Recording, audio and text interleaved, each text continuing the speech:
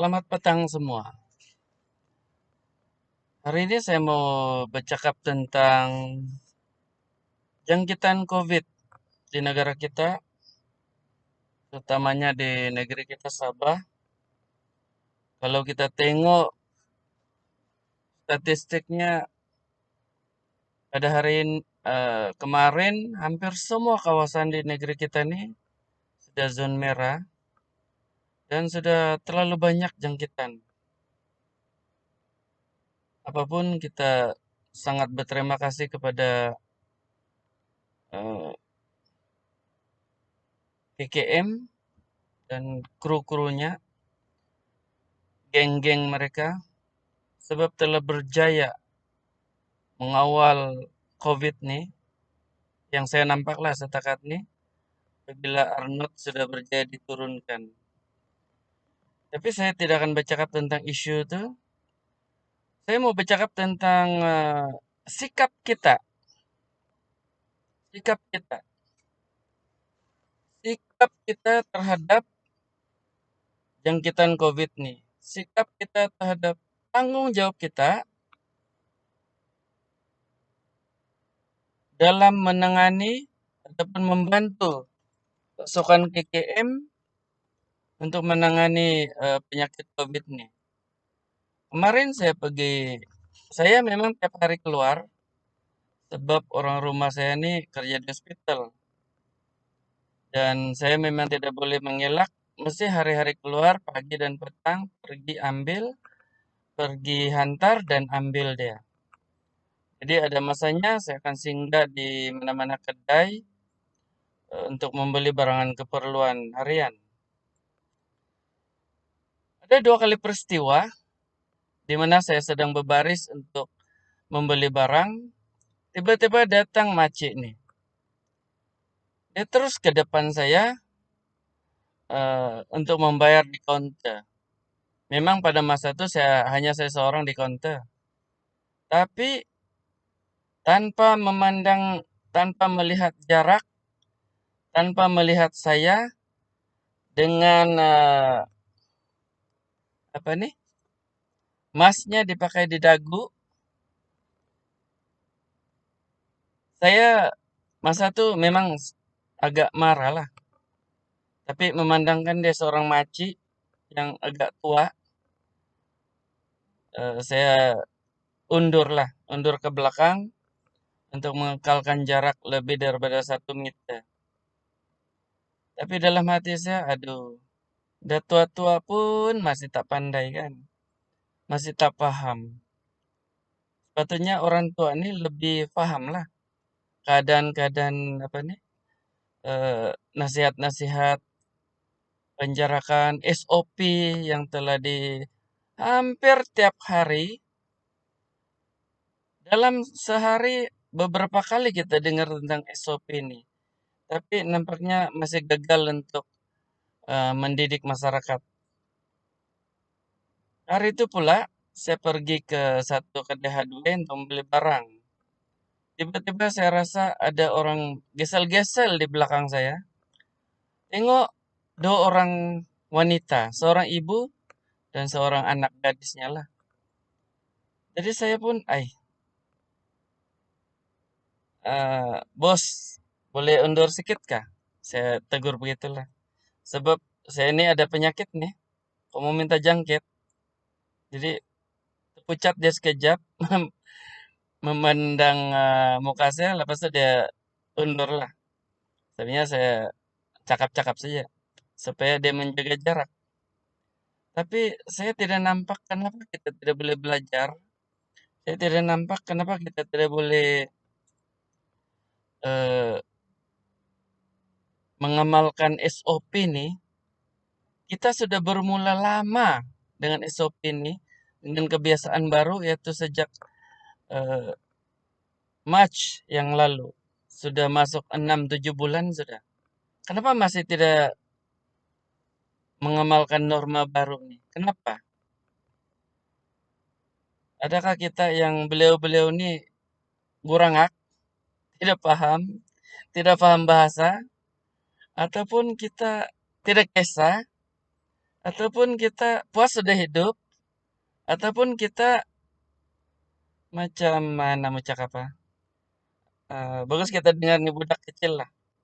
Saya sangat salut lah budak kecil nih sebab eh, walaupun umur dia saya rasa sekitar 7 ataupun 8 tahun, 6, 7 atau 8 tahun dia sangat memahami tentang SOP. Mari kita dengar bersama. Assalamualaikum kawan. Di mana kita sudah tinggal? Oh, di Jalan Lalato. Jangan dulu datang jumpa saya. Bukan saya tidak mau. Kita datang jumpa saya, Ki. Masalahnya, di sini langseng merah. Tidak dibiarkan orang keluar.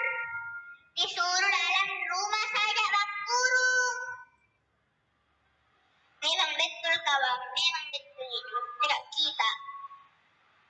Corona ini memang sangat membingungkan. Tidak diundang, tidak dipanggil datang pergi sini. Tiba-tiba pula ada. Tidak kira itu kawan. Mau engseng ke kita.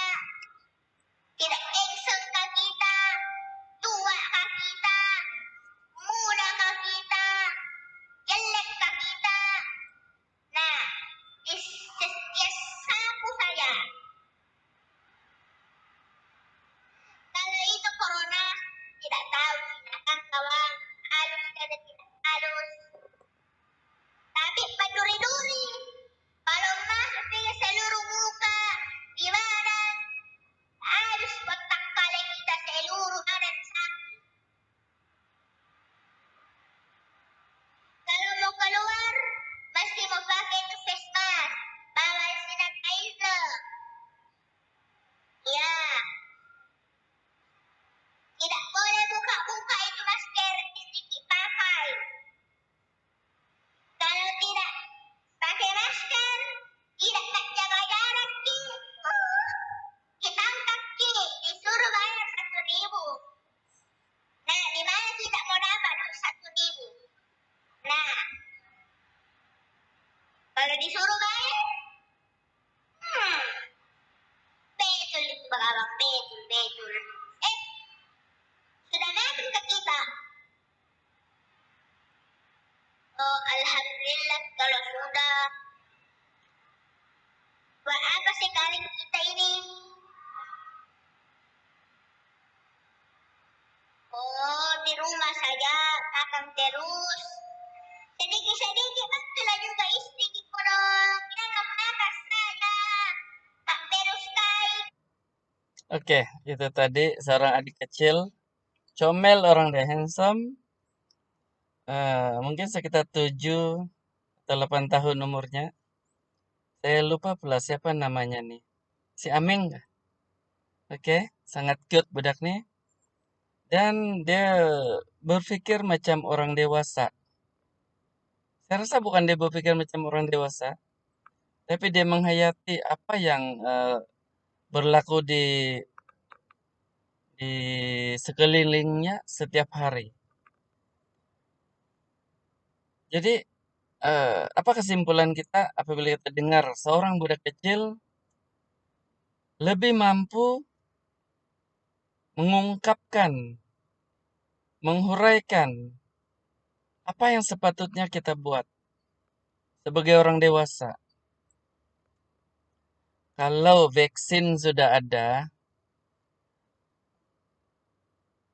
mungkin kita ada alasan lagi untuk tidak berhati-hati. Tapi itu bukan alasan juga. Kita betul-betul kena berhati-hati. Beberapa orang kawan telah dijangkiti, kenalan. Apa yang kita boleh buat? Kita hanya mampu mendoakan mereka. Tapi yang paling menyentuh perasaan saya ialah apabila kawan-kawan, saya ada beberapa orang kawan yang bertugas sebagai frontliner. Ada yang satu nih di Sandakan dia cakap, aduh, hampir semua jenis jawatan kawan saya yang bertugas di hospital sudah kena. Maksudnya COVID ini tidak pilih siapa, dokter kah, nurse kah, pekerja yang bahagian lain kah. Kalau kita sudah terkena, memang akan sakit juga. Kalau yang bekerja di hospital ini, memang kita tidak dapat nafikanlah risiko yang mereka hadapi memang sangat tinggi berbanding kita yang di luar nih. Kita boleh bersembunyi, kita boleh diam di rumah. Tapi bagaimana dengan mereka yang bekerja di hospital yang kena berdepan dengan pesakit? Kuman itu memang di depan mata. Kalau boleh nampak, dia memang di depan mata. Jadi kawan-kawan yang bekerja di hospital lain pun ada cakap, kami sudah penat, tapi apakan daya, inilah tugas kami. Saya sangat eh, pilu rasa di hati bila dengar mereka mengeluh begitu. Saya cakap kalau saya tahu, saya pandai, saya mau mau juga pergi ganti kamu kerja supaya kamu ada masa untuk hilangkan penat. Tapi saya bidang saya lain dan saya tiada kelayakan untuk buat kerja yang kawan-kawan kita nih buatkan. Kalau lah kita boleh jadi sukarela yang di klinik di ward tuh, oke juga. Yang kita boleh buat ialah mendoakan mereka, bagi semangat dan bekerja sama, dengar apa yang diperkatakan oleh hampir tiap hari kita dengar Tan Sri Nur Hisham nih kan, dia bercakap tentang COVID nih, buat laporan dan saya tengok dia memang sangat kepenatan. Orang bilang berat mata memandang, berat lagi bahu yang memikulnya. Jadi apa kata Anda? Eh,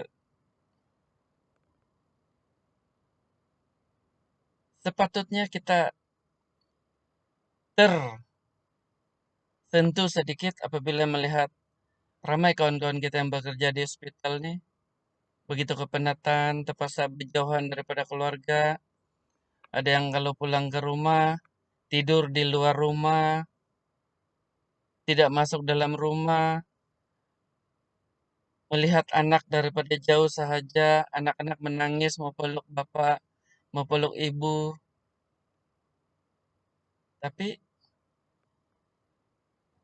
terpaksa untuk menjaga, untuk memutuskan rantaian COVID ini, mereka terpaksa berkorban perasaan. Jadi sebagai rakyat Malaysia, apa yang perlu kita buat?